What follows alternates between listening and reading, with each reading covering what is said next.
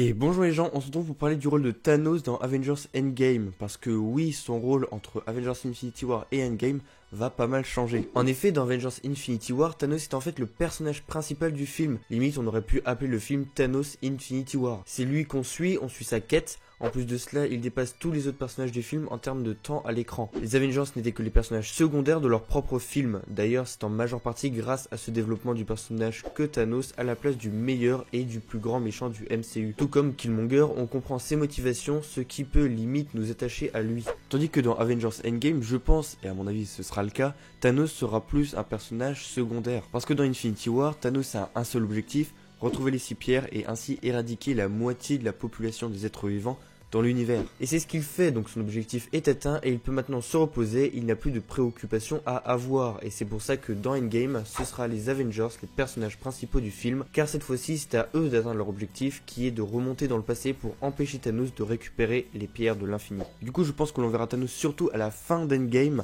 lors du combat final entre les Avengers et Thanos. Alors oui, on pourra peut-être le voir un peu avant dans quelques autres plans, mais c'est tout à mon avis, rien de bien important. Et puis on peut comparer son temps de présence dans le trailer d'Avengers Endgame à celui dans Avengers Infinity War. Rien que dans la première bande-annonce, Thanos monopolise 25% du temps, alors que dans ce premier trailer d'Endgame, il n'est présent que pendant 4% du temps. Et c'est pareil pour le film, le Titan Fou occupe une place de 20% du temps dans Avengers Infinity War, ce qui se rapproche pas mal de son pourcentage de temps dans le trailer.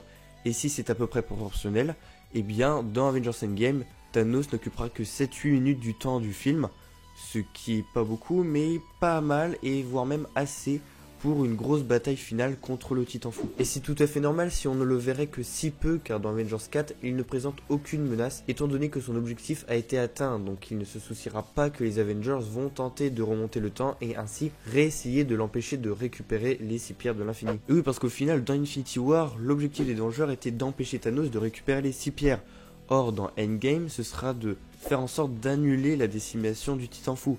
Donc du coup, Thanos n'est plus un souci pour eux. Après, il faudra trouver un moyen pour le re-empêcher de récupérer les pierres de l'infini. Mais ça, c'est un autre problème. D'ailleurs, je pense que ces plans étaient pris juste pour le trailer et qu'ils seront absents dans Avengers Endgame, car je vois pas à quoi serviraient ces plans à part nous montrer vite fait ce que fait Thanos. Mais dans Avengers 4, on s'en fout un peu, on va pas se mentir. Donc pour moi, ces deux plans sont juste là pour nous rafraîchir la mémoire lorsque l'on voit le trailer d'Endgame. Mais du coup, il n'y a pas de méchant dans le film. Bah si, Thanos du coup, même s'il sera présent que lors du climax d'Avengers Endgame. Après, c'est sûr que ça fera un méchant beaucoup moins visible au niveau du temps d'écran par rapport à d'autres films de super-héros. Certaines personnes pensent même qu'il y aura d'autres méchants. Perso, je ne pense pas, et s'il y a d'autres méchants, ce seront des très petits méchants, comme par exemple Crossbones qui a été annoncé pour Endgame, mais lui, ce sera un méchant que l'on reverra dans un retour dans le temps. Donc voilà les gens, c'est déjà la fin de cette vidéo. Si tu aimais, tu peux laisser un j'aime l'infini, un commentaire, t'abonner, me suivre sur Instagram, parce que je suis beaucoup actif sur Instagram, sur Twitter, un peu aussi, et sur ce,